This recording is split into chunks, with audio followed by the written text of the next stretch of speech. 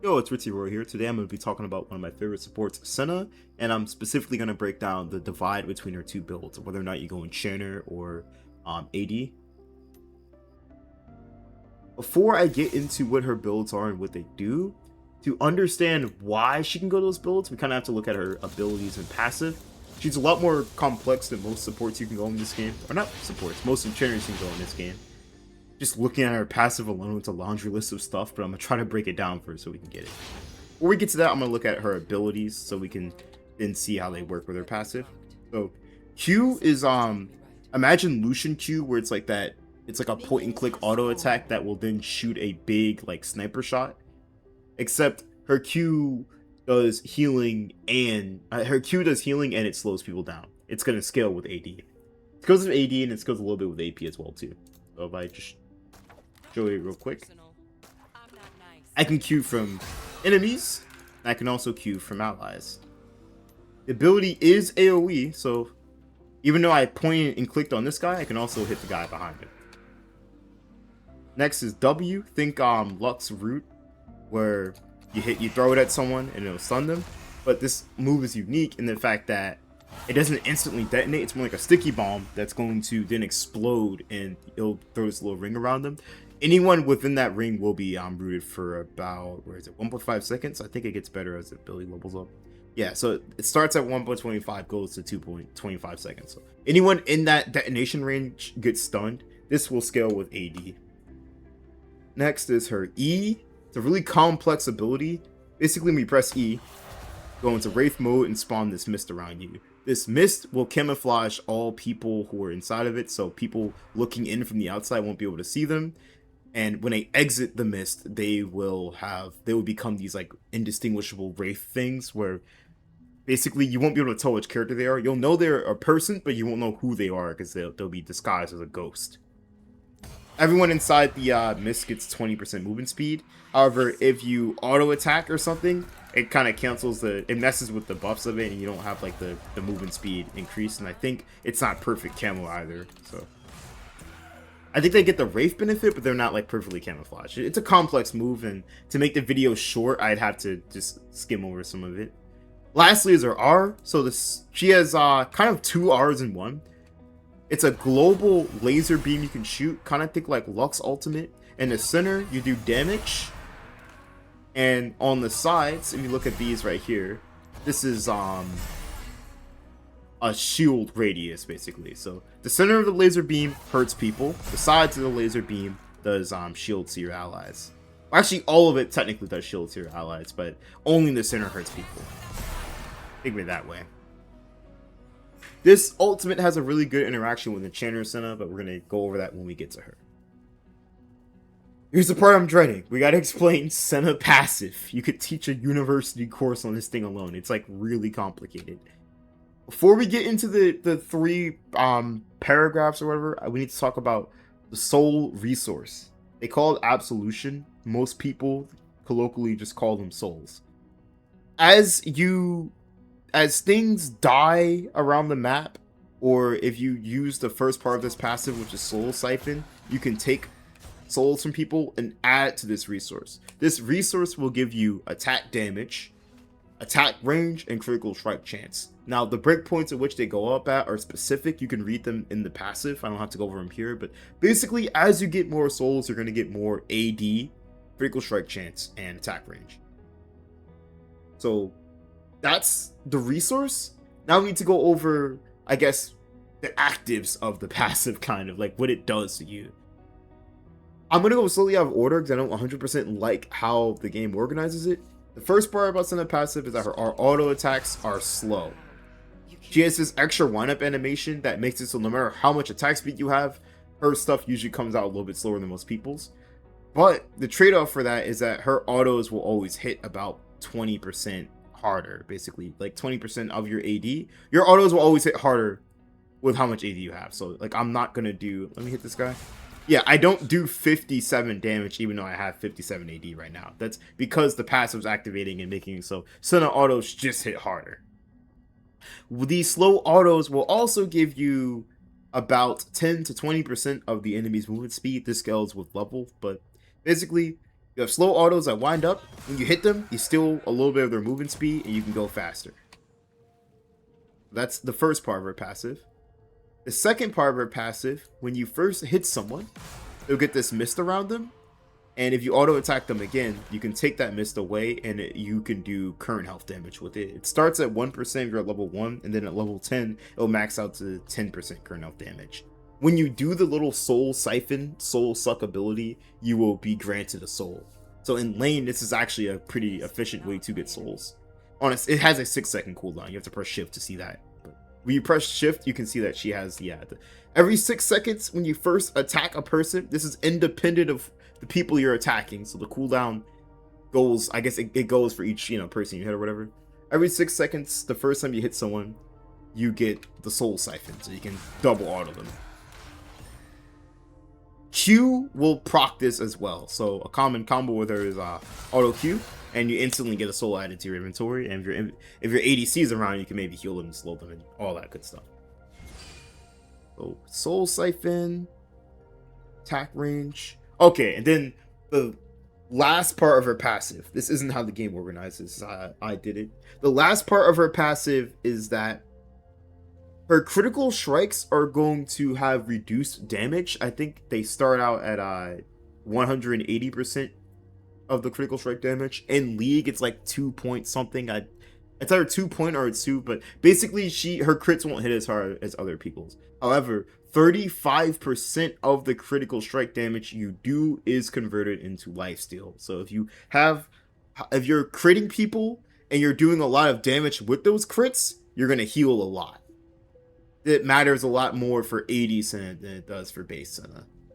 Once you get to like 100% crit chance and you have a lot of AD though, you basically have a Bloodthirster built in with your passive at late game. So as you can see from the passive, Senna scales infinitely, and she scales really, really hard if you can get her to late game. This passive can be stacked quicker if you're trading a lot with people and stuff like that. And this passive also determines, it's the thing that allows her to go AD and like ADC items and stuff like that. So passive and abilities are done. Now we can finally get to the builds, because they should make a little more sense on you understand her passive. So core item on Senna, almost always you get Boots of Swiftness. It helps you stack. It helps you get your soul siphons off. If we're going for the AD, the red Senna, the evil Senna, we go Black Cleaver, Rapid Fire Poke Cannon, and then I could continue, but this is typically the 3 item core for the AD Senna build. I'm only going to go over these 3 because the other ones are more situational. These 3 items interact with her passive really well, and they also allow you to help your team in various ways. So Black Cleaver is going to give you armor shred. It's going to give you 6% armor shred for each attack you land on enemies. These aren't just your auto attacks, it's your Qs and your autos and your soul siphon, and I think also your W of them, right? So basically, as you're fighting people, you can reduce their armor and make them less tanky. It's really good if you're against bruisers. Also, each time you hit someone, you're going to be given 20% movement speed. We saw earlier from her passive, her slow auto attacks are slow because they're stealing the enemy's movement speed. So these 2 things synergize really well with each other. Like when I hit this dummy, see, I go from 420 to 479 when I hit this guy. So I can kite people out really well at the cost of my auto attacks being a little bit slower. Also, you get some ability haste and HP, which that never hurts.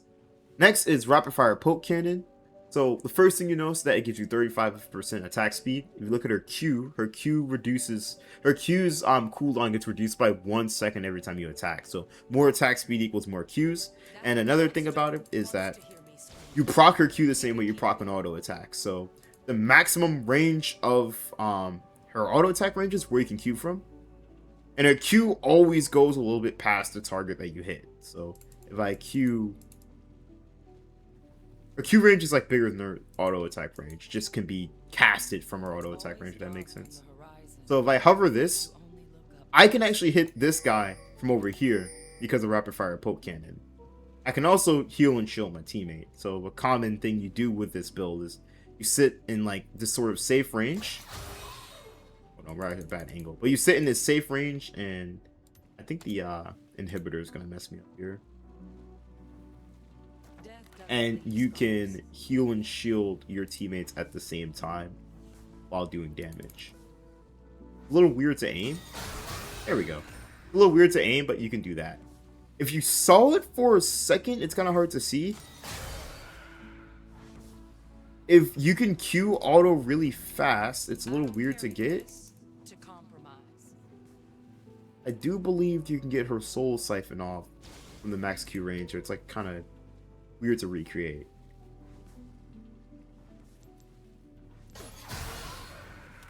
I did it somehow back there, but I'm not gonna worry too much about it. But basically, you can Q from further away and help people out, and then after you get your far Q off, you can then attack people using your increased attack speed from rapid fire poke cannon to reset your Q cooldown. So you get to spam Qs from a safe distance and do healing and slowing with it. And since it's AoE, spamming AoE from further away is really, really strong. And also it gives you 25% crit chance, which works with her lifesteal passive earlier. So this is a pretty good 3-item core. It's never really a horrible idea to go with. The only problem with it is the fact that it's expensive, so it takes you a bit longer to come online with this build than it will the Moonstone build. Or the Echoes of Helia build, which I'm about to go over. Also, this one is stronger against bruisers. And will give your team obviously less healing and shielding. But you still are a support with the build. Okay. Next we're going to go over the Enchanter one. So we go this. Okay, so here's the blue Senna. I guess the good Senna build, your Enchanter one. So the game plan's the same. We're going to hit the enemy, except we do different things when we hit the enemy now. Before, we would just disable minion spawns. Toggle. Okay. Still spawning. There we go. Okay, so before, when you were hitting people, you were reducing their armor. Now when you're hitting people, your Echoes of Helia is going to be storing the damage you do to people as these little soul shards. And then the next time you use Q, if this guy was missing HP, I would heal him for the amount of soul shards I stored. You can store more in your tank as you get more levels. So since Senna already does a lot of damage, it's really powerful, and it works really well with her because Senna's passive just gives her extra AD, and then her Q can be used from a safe distance. So as the fight's going on, you're just going to be naturally weaving in Qs and autoing people, and you're just going to be naturally stacking this thing really fast. She's a really powerful user of Echoes of Helia. It's like one of her better. I think she's one of the best enchanters in the game at using it. Which there's a lot of enchanters that like going it, but I think Senna really benefits from Echoes of Helia. Next is the Moonstone. When you're drowning. It's already pretty good. Basically, you'll give 35% of the. We need multiple people. You'll give 35% of the healing you gave to one ally to another, or the healing or shielding. So a little bit of what I gave to this guy goes to this guy. I think if I only give one person the healing and shielding, it will actually just give that 30% to a singular guy. If I can hit two people at the same time, I don't think it works as well.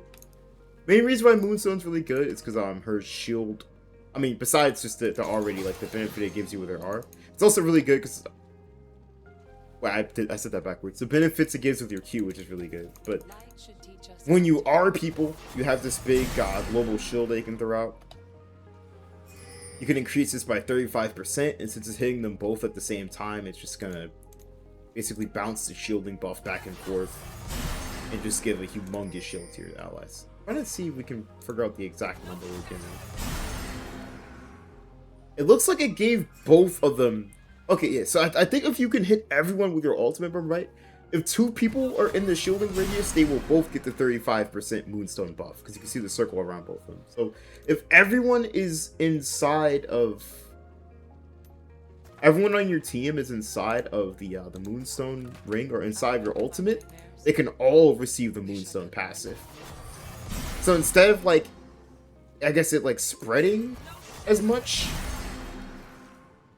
Oh, this guy didn't get it.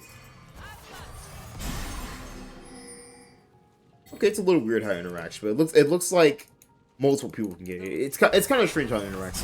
All you really need to know is that when you press R with Moonstone, shields go burr, and our shields scale with they scale with AP and also souls. They scale best with souls. So once you have a lot of souls at late game and you have Moonstone and you click R, you can give like almost HP sized shields, like health bar sized shields can just be given to your allies when you're at late game with this. So both builds scale stupidly hard. AD Senna is going to scale really hard and do a lot of damage. This build's also going to scale hard and do damage, but it's mainly going to scale at just giving a crap ton of healing and a lot of shielding. This one spikes quicker. Your ADC will probably like you a lot more if you go with this one because it's more helpful in laning phase, because you're not just going to be sitting on components for the whole game, and you also can heal your ADC with it more. And if you're looking to roam and stuff like that, you'll just have your item immediately, so you can probably get your first item around like what, 15 or so minutes. So for certain Drake fights and stuff like that, you're just online immediately with it. So that's why I like to go this one. I think right now statistically Enchanter Senna is better than AD Senna, but AD Senna isn't useless. It's still a viable option to go. Okay, so now that we know what they both do, their strengths and weaknesses, when do we go the two different builds?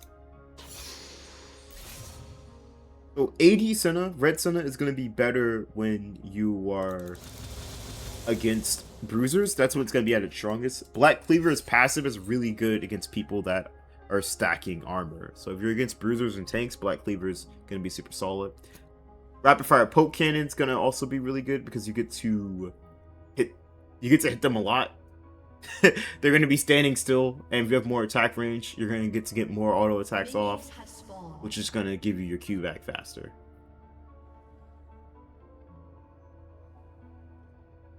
Then for Enchanter is going to be stronger if you yourself are the ones playing the bruisers and stuff. Bruisers typically they don't really want their damage increase as much as they want to just be able to stick to people longer. They want to stick to people and hit them and do a shit ton of damage for a long amount of time. So if you give them Enchanter items, or if you give them a lot of healing and shielding and AoE, it's going to be much better with that kind of team. So if you have like Galio mid, what's it called? Galio mid, maybe Udyr jungle, and like a Darius top or something, and maybe even like a Neela support. Let's say we're just all brawly, then I definitely recommend you go the Echoes of Helia build, because if your team is a bunch of short range melees, when they're going on one person, they're all gonna have to clump up and kind of get on top of each other to beat up the one person, because they can't really do damage from a distance. So when they're clumped up, you can make good use of your Q and your R. If you can keep getting that broken R interaction off, team fights become a lot easier. So Enchanter is definitely stronger when you're the one running the bruiser build. Your team's the one running the bruiser build. If you're going Enchanter, usually you go Dream Song, I think it's called. But you could also you could mix and match the Dream Song in with the Bloods. I think I'm calling it wrong. Hold on. Dream Maker. So you go Dream Maker. I call it Dream Song. I mixed them up. So Dream Maker is strongest with Enchanter, and Blood Song is strongest with AD, but they can be mixed and matched depending on the scenario. I went over what the passives did in the last video. For me personally, I'm gonna say, to be honest with you, AD Senna is more fun to play, but Enchanter Senna typically gets more results. I win more when I play it, but AD Senna is definitely the more enjoyable thing to play for the long term.